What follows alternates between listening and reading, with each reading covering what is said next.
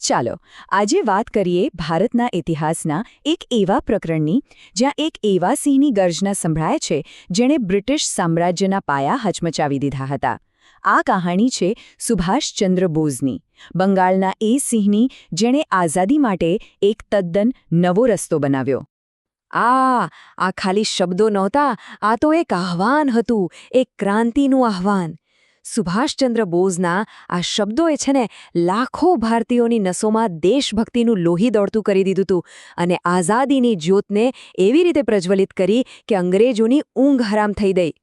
આ જ તો એમના અદમ્ય સાહસ અને અતૂટ નિશ્ચયનો જીવતો જાગતો પુરાવો છે. પણ સવાલ એ છે કે આટલી શક્તિ, આટલી નિર્ભયતા આવી ક્યાંથી?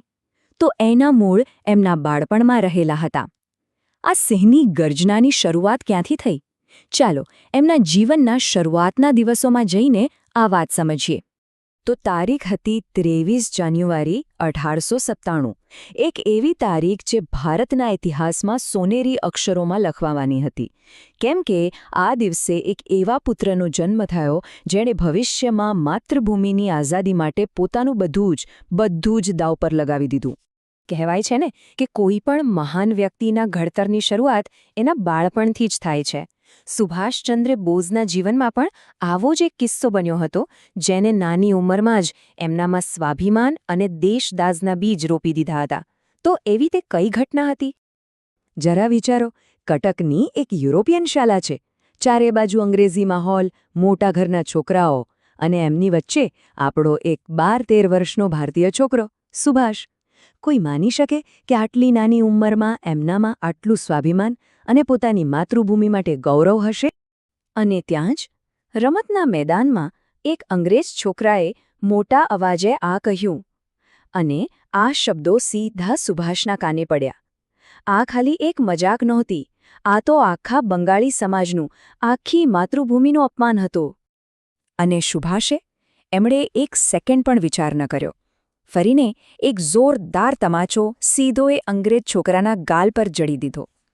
સમજો કે આ તમાચો ખાલી ગુસ્સાનો નહોતો, એ તો અન્યાય સામે માથું ન ઝુકાવવાનો એક ખુલ્લો પડકાર હતો. બસ આ ઘટનાથી જ ખબર પડી ગઈ કે આ છોકરો મોટો થઈને કંઈક અલગ જ કરવાનો છે. તો બાળપણની એ નાનકડી ચિંગારી હતી ને, એ હવે આઝાદીની એક મોટી જ્વાળા બની ગઈ હતી. પણ સુભાષચંદ્ર બોઝ ભારતના આટલા મોટા રાજકીય અને સૈન્ય નેતા બન્યા કઈ રીતે? એમની આ સંઘર્ષ ગાથામાં હવે એક નવો વળાંક આવવાનો હતો. આ ટાઈમલાઈન જુઓ. આ એમના સંઘર્ષની સાક્ષી છે. 1938માં કોંગ્રેસના પ્રમુખ બન્યા અને પછી જુઓ સીધા 1943માં સિંગાપોરમાં જઈને ભારતની પોતાની સરકાર બનાવી દીધી, આઝાદ હિન્દ સરકાર. મતલબ આ કોઈ નાની વાત નથી. એમણે સીધું બ્રિટિશ સામ્રાજ્યને પડકાર ફેંક્યો હતો અને એ પણ વિદેશની ધરતી પરથી. હવે મોટાભાગની મહાન કહાનીઓની જેમ સુભાષચંદ્ર બોઝની કહાનીનો અંત પણ રહસ્યથી ઘેરાયેલો છે. એમના અંત વિશેનું જે રહસ્ય છે ને એ આજે પણ જીવંત છે, પણ એમની અસર એ તો અમર છે. તારીખ હતી 19 ઓગસ્ટ 1945. કહેવાય છે કે આ દિવસે ઇતિહાસના પાના પર એક મોટો પ્રશ્નાર્થ લાગી ગયો.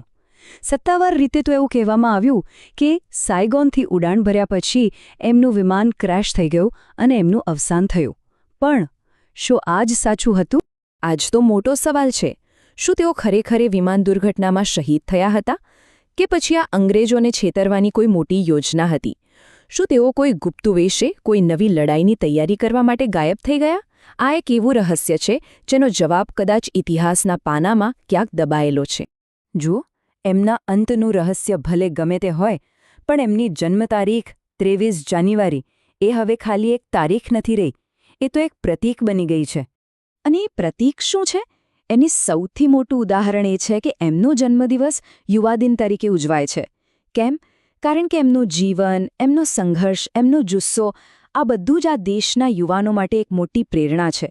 અને એટલે જ લોકો આજે પણ એમને એટલા જ ગર્વ અને સન્માનથી યાદ કરે છે. અને અંતે એમના શબ્દોમાં એમના આખા જીવનનો સાર આવી જાય છે. અન્યાય સામે ક્યારેય ઝૂકવું નહીં. આ શીખ આજે પણ એટલી જ સાચી છે જેટલી ત્યારે હતી. સુભાષચંદ્ર બોઝ એ ખાલી એક નામ નહોતું, એ એક વિચારધારા હતા. અને વિચારધારા એ ક્યારેય મરતી નથી, એ હંમેશા અમર રહે છે.